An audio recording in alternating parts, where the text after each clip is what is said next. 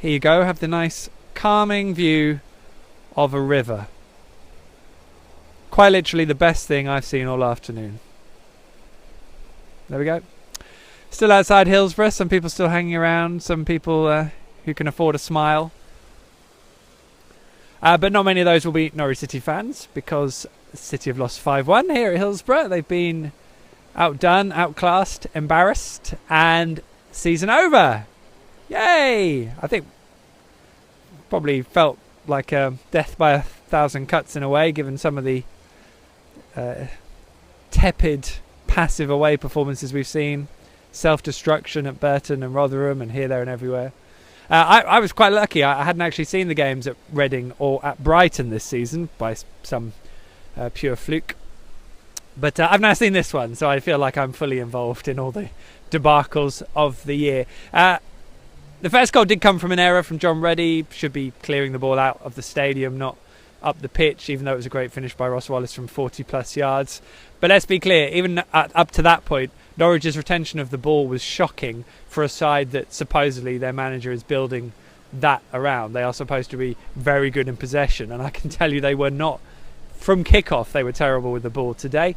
Sheffield Wednesday worked hard, but it was more often than not Norwich's own doing. They were second best in terms of effort, passion. Well, not even second, they're third best for most of it. The referee was getting booed by most of Hillsborough. So, all in all, I think there were major tactical issues. Again, we knew it was going to be an open game. There'd be lots of goals. Did seem a bit curious that Norwich were going into this game with exactly the same formation and personnel as they did at home to Ipswich, who play 3 at the back. And Norwich just got found out. The second goal came from them losing possession on the right flank. Players that have done well in the past, like Ivo Pinto, just wasn't happening for him at all today.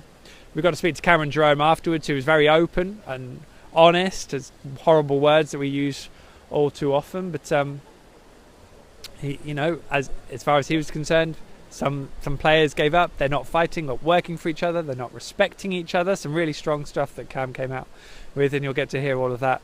You've probably heard some of it on Radio Norfolk, and the bits I got with him as well. You'll get to hear that over the course of the rest of the weekend. O'Neill changed it at half time, and he went to 3 at the back, and it's hard because they improved slightly, but they were chasing the game, switched off at the back for Jordan Rhodes getting his second goal, and Fernando Forestieri stuck away a wonderful 3 kick to make it 5. And I guess what you would say to that is that just Norwich's work rate and organisation and all their abilities, there are so many little things wrong that it's hard to really point out exactly what the issue is, because it's just major overhaul territory. What I would say, looking at Alec Neil after the game, he's not going anywhere. I don't personally believe that the board are going to see him go anywhere, not at this point. Why now? Why when you stuck by him so long? There's nothing really to fight for. They're 9 points off the playoff positions now with 11 games to go. It's just not going to happen. So whether now he decides to make changes, personnel gives other guys a go, we will have to see. But 2 points really that I noticed from today. First being Pinto and Closer having the ball between them, standing there waiting to do something, and Forestieri ran between them and won the ball back. Brilliant. And the second one was a Sheffield Wednesday counter where Mitchell Dykes was up, involved in play. Wednesday turned the ball up the other end, had a shot, after fanning around with it around the box, and Dykes had barely jogged past the halfway line. I think all of that kind of summed up where Norwich were at. Anyway, there's one hardy soul who's sat with me here, Tom, who's a Sheffield University student. He's hung on because basically you haven't got anywhere to go. Is that right? No. Poor guy spent £37 for university students for today's game. £36. Well, there we go. It's a pound less than I thought, so that's good. Tom, what were your main issues for this afternoon's game?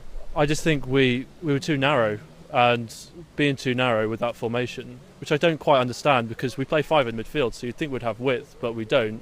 And then we're punished by balls into the box, which we can't defend, which happens against Ipswich. It's happened so many games, particularly away from home as well, that you just can't defend either crosses in open play or crosses from set pieces. I just don't know what they're doing in terms of that. And but I would agree with his decision to go 5 at the back. and then 2 up front, and sacrificing some players in midfield because the game wasn't really played in midfield. It was kind of end to end. So having more players to try and stop the goals coming in from crosses was a good idea. And then obviously to try and have a second striker to help Jerome, who was so isolated, I think was a good idea. But obviously it didn't come off because we conceded another goal from a cross and we didn't score any more goals. So No, it was nothing really. I kind of see where he's come from with that, but it's kind of we're having problems with when we go one behind. We don't ever feel like coming back. Whereas a few years ago, if we'd go one behind, we used to always score those late goals and win games. But even at 2-1 down at half time, I couldn't see us winning anything here today. That's what I've got to say. Yeah. And the poor City fans say, "Cheers, Tom. Yeah. Thanks for joining us. We'll let him go home. Safe trip home, Tom." Good of him to hold on there. So yes, I am still at Hillsborough. I am very much looking forward to going home because that was pretty sorry stuff in a game that had been billed. They'd all spoken about how important it was, and Alec Neil said himself the game was too big for them. Why is it too big for them? I think when you look at the squad, why it's not working, I think you have to question the hunger of the guys who did do it 2 years ago. Not in a way that they're sat there going, well, I don't want it anymore, but just in terms of having the same level of hunger as say, Sheffield Wednesday, who really worked hard and clearly want to get there. They haven't tasted the Premier League for so long. They want it. Is that hunger for the Norwich players who did it 2 years ago, is their hunger anywhere near that level? No, I don't think it is. Secondly, then you have the players who weren't here 2 years ago who are now figuring. Tim Closer, Ivo Pinto, players like that. Are they good enough for the Championship in that have they got the level they need to compete against Championship sides? And you have to say, over the course of things, we haven't really seen it. Norwich haven't beaten a single side in the top 10 as the Championship currently stands, and of course they've now been hammered by a playoff rival. Norwichers are not good enough this season, be that from the manager not getting enough out of them or the players simply not being at it. I remain convinced that Alec Neil will be the man who will get to turn it around next season and try and rebuild Norwich City Football Club. I'm not entirely convinced that's the right way to go, but and maybe it won't happen like that, but we'll see how things pan out. Anyway, I'm going to head back into Hillsborough to see if I can dig out Pad and get him to give you a much happier reaction to the game, almost certainly. So I'll be back in a few minutes. I think it's only fitting that I leave you with the picturesque stream, which remains the most lovely thing I've seen today.